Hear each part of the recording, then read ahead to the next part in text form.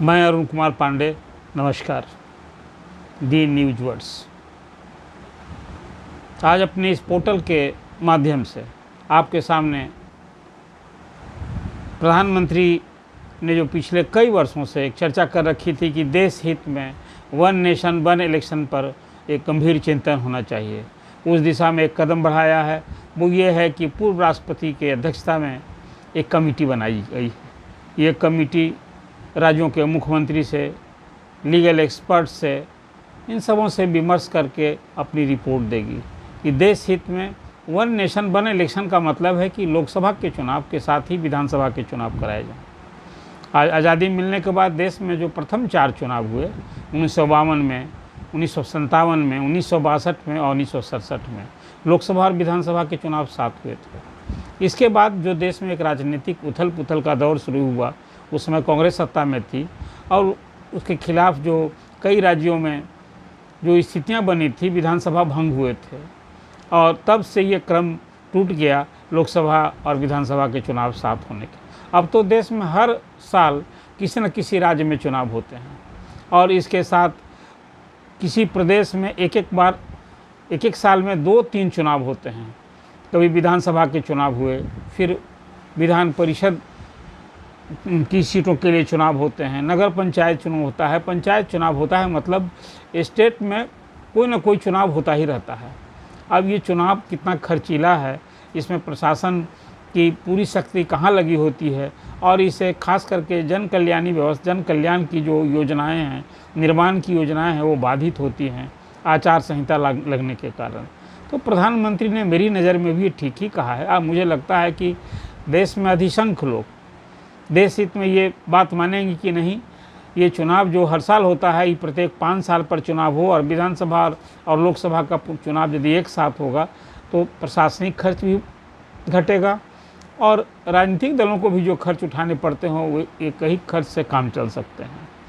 तो इसलिए अब जो अभी प्रधानमंत्री ने घोषणा की है, 18 सितंबर से जो 5 दिन को सत्र हो रहा है, उसमें मुझे लगता है कि ये वन नेशन वन इलेक्शन पर तो चर्चा होगी ही। लाल किले के प्राचीर से भी कोई प्रधानमंत्री ने घोषणा की थी इस संदर्भ में कि इस पर देश चिंतन करे, विचार करे देश हित में। और अब तो जब ये सत्र हो रहा है, विशेष सत्र, इसमें एक विषय मुझे लगता है कि ये बहुत प्रमुखता से चर्चा के लिए होगा। 2-3-4 और मसले हैं, खास करके आपको याद होगा कि भाजपा का जो पॉलिटिकल एजेंडा रहा था अब तक, उसमें 2-3-4 चीज़ें पूरी की है। वो ये है कि कश्मीर से संबंधित 370 ख़त्म हुआ, 3 तलाक का कानून ख़त्म हुआ और अब आ रहा है कि पॉपुलेशन कंट्रोल के लिए भी कोई कानून बनाया जाए। अभी संसद और विधानसभाओं में महिलाओं के आरक्षण का एक जो मामला कई दशक से लटका हुआ है, हमें लगता है कि इस दिशा में भी ये सरकार कुछ कर सकती है। और अंत में अभी जो आया है कॉमन सिविल कोड, इसकी भी चर्चा हो रही है। तो ये संसद के सत्र में किस विषय को लेकर बिल सरकार लाने जा रही है, ये तो अभी घोषणा नहीं हुई है, लेकिन मुझे लगता है कि वन नेशन वन इलेक्शन पर सरकार कुछ न कुछ संसद में कुछ करने जा रही है। यदि ऐसा करने के लिए सरकार कदम उठाएगी तो इसके लिए क्या करने होंगे, सबसे बड़ा सवाल ये है। आप सभी जानते हैं कि लोकसभा और विधानसभा का कार्यकाल 5 साल का होता है, मतलब इसके जो सदस्य निर्वाचित होते हैं उनकी कार्य अवधि 5 साल होती है। अब जब इसमें एक साथ चुनाव कराने की बात होगी विधानसभा और लोकसभा के, तो कई जो राज्यों में विधानसभा हैं उनका कार्यकाल घटाने बढ़ाने की नौबत आएगी, इसलिए कि 5 साल जब कार्यावधि होती है तो 5 साल के बाद 5 साल के अंदर ही जब 5 साल पूर्ण होते हैं तभी अभी जो कानून के तहत चुनाव कराने होते हैं, चाहे संसद का, लोकसभा का हो या विधानसभा का हो। और कोई विशेष परिस्थिति में जब चुनाव नहीं होता है तो 6 महीने के लिए राष्ट्रपति शासन प्रारंभ में लागू होता है, फिर विशेष परिस्थिति में ये साल भर के लिए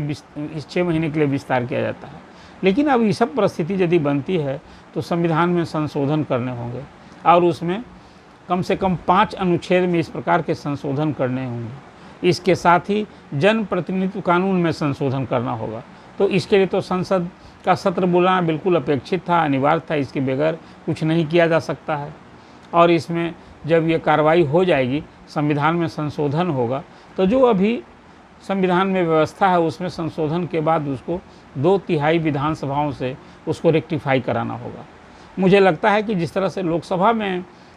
बीजेपी को बहुमत है, राज्यसभा में बहुमत नहीं रहते हुए इस मसले पर मुझे लगता है कि शायद अधिसंख्य राजनीतिक दल, मुझे लगता है कि इसमें इस बिल का यदि कोई इस तरह से संशोधन का प्रस्ताव आएगा तो उसका विरोध नहीं कर पाएंगे, इसलिए कि जनमानस इसके पक्ष में है। तो कोई राजनीतिक दल शायद मुझे लगता है कि बयान भले दें लेकिन विरोध नहीं करेंगे, और यदि विरोध नहीं करेंगे तो संसद के दोनों सदनों से जब पारित हो जाएगा और उसके बाद यदि कोई जो क्षेत्रीय पार्टियां हैं जहां जहां पावर में हैं वो नहीं भी सपोर्ट करें तो अभी 18 राज्यों से जो 2/3 की बात होगी तो 18 राज्यों की विधानसभाओं से पारित कराने में बीजेपी को कोई परेशानी नहीं मुझे दिखती है। 18 राज्यों में तो उसकी सत्ता है अभी, इसलिए अब इस दिशा में मुझे लगता है कि एक बड़ा ही ऐतिहासिक कदम नरेंद्र मोदी की गवर्नमेंट लेने जा रही है, उठाने जा रही है, और इसका असर भी होगा। अब ये देखना बड़ा दिलचस्प होगा कि इस मूव का कि एक साथ लोकसभा और विधानसभा के चुनाव कराए जाएं, इसके खिलाफ कौन कौन सी पार्टी आती है। हालांकि बयान के हिसाब से यदि चुनाव होता है तो इस तरह के कदम से अंततः बीजेपी या जो राष्ट्रीय पार्टी सत्ता में होती है उसे फ़ायदा होता है। इसलिए ये देखा गया है अब तक कि कई बार लोकसभा और विधानसभा साथ होने पर केंद्र में किसी और की सरकार और राज्य में किसी और की भी सरकार बनती है, और इसमें जो केंद्र में सरकार होती है इसलिए लोकसभा का जो चुनाव होता है वो राष्ट्रीय मुद्दा होता है, उसके मुद्दे कहीं और होते हैं, और विधानसभा के चुनाव होते हैं वो स्थानीय मुद्दे होते हैं, राज्य से संबंधित मुद्दे होते हैं, तो मुद्दे भी अलग होते हैं और इसके बाद फिर परिस्थितियां भी भिन्न होती है। अभी इस देश में खासकर पिछले 3 दशक से जो एक गठबंधन धर्म का और क्षेत्रीय दलों का जो प्रादुर्भाव हुआ है उसका प्रभाव प्रभुत्व बढ़ा है, तो आप देख रहे हैं कि अब सभी दल को, भाजपा कांग्रेस जो अब तक राष्ट्रीय पार्टी थी, कहीं न कहीं क्षेत्रीय दल के साथ चलना उसकी मजबूरी हो गई है, और अटल जी ने इसका बड़ा सफल प्रयोग किया था। अटल जी के समय में गठबंधन की सरकार चली, यूँ नरेंद्र मोदी को भी अभी लोकसभा के 2014 के चुनाव में या 2019 के चुनाव में अकेले बीजेपी को बहुमत मिला था। 14 के चुनाव में 282 सीटों पर जीत मिली थी और 19 के चुनाव में 303 सीटों पर जीत मिली थी। इसके बावजूद गठबंधन धर्म का पालन करते हुए अपने सहयोगी दलों के एक एक प्रतिनिधि को सरकार में शामिल किया गया था। अब फिर इसलिए मैंने आपसे कहा कि अभी तो क्षेत्रीय दलों का जो प्रभुत्व है उसको स्वीकार करना राष्ट्रीय दल की मजबूरी भी हो गई है,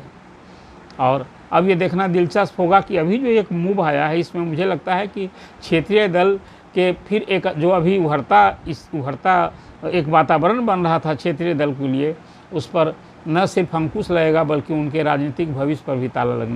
लग सकता है यदि लोकसभा और विधानसभाओं के चुनाव एक साथ हों। अब ये जो एक नया मूव हुआ है नरेंद्र मोदी का, अब वो इंतज़ार करना चाहिए कि 18 सितंबर से जो सत्र शुरू हो रहा है उसमें कौन सा बिल आता है, और फिर इस संशोधन के बाद जो लोकसभा का चुनाव अगले साल मई और जून में होना तय है, उसके पहले केंद्र सरकार कौन सा एक और फिर मास्टर स्ट्रोक लगाने का काम करेगी। आज आपने देखा कि मुंबई में भाजपा विरोधी दलों की जो बैठक थी, जो INDA बना है, उस बैठक में भी सच पूछिए यही मुद्दा प्रमुख हो गया, वन नेशन वन इलेक्शन का। हालांकि आज की बैठक में वहाँ 13 सदस्यीय एक समन्वय समिति बनी है और उसमें बिहार से ललन सिंह और तेजस्वी भी उसमें शामिल हैं, और फिर ये लोगों ने तय किया है कि ये महागठबंधन जो INDA बना है ये राज्य स्तर पर राज्यवार ये सब वहाँ की समीक्षा करके सीटों का बंटवारा होगा, सीटों का तालमेल होगा, और भरसक कोशिश होगी कि अधिसंख्य सीटों पर भाजपा को सीधे मुकाबला दिया जाए। लेकिन जैसा कि बिहार के मुख्यमंत्री नीतीश कुमार ने और पश्चिम बंगाल की मुख्यमंत्री ममता बनर्जी ने जो बातें की है कि लोकसभा का चुनाव पहले हो सकता है, तो अब तो ये देखना होगा कि उनका क्या आधार है, कैसे बातें उन्होंने की है। मुझे लगता है कि लोकसभा का चुनाव अर्ली नहीं होगा, लोकसभा का चुनाव तय स्थान पर होगा, और अभी जो विधानसभा के चुनाव होने हैं इसी साल जो 5 राज्यों में मध्य प्रदेश, राजस्थान, छत्तीसगढ़, और इन राज्यों में जो चुनाव होंगे उसमें जो परिस्थिति बनेगी उसमें फिर अब ये चुनाव लोकसभा के साथ होंगे या क्या परिस्थिति बनती है, अब ये तो अभी जो संसद में बिल आएगा उसी से ये चीज़ें स्पष्ट होंगी। लेकिन वन नेशन वन इलेक्शन का जो अभी एक मुद्दा उछला है, मुझे लगता है कि ये देश हित में है और सभी दलों को इसमें आगे आना चाहिए। देश हित सर्वोपरि है दल हित से ज़्यादा, और जनता के हित में, देश के हित में इस दिशा में सभी दलों को आगे आना चाहिए। अभी इस विषय पर जो मैंने आपको राय रखी है, वन नेशन वन इलेक्शन, इस पर आप क्या सोचते हैं? आप अपनी बात, अपनी सलाह हमें दें, हमें इससे सुविधा होगी। और दी न्यूज़ वर्ड्स आपके इस सलाह के आलोक में फिर जो अगली चर्चा होगी, भरसक उस संदर्भ में केंद्र में रखकर फिर आगे की बात मैं करूँगा।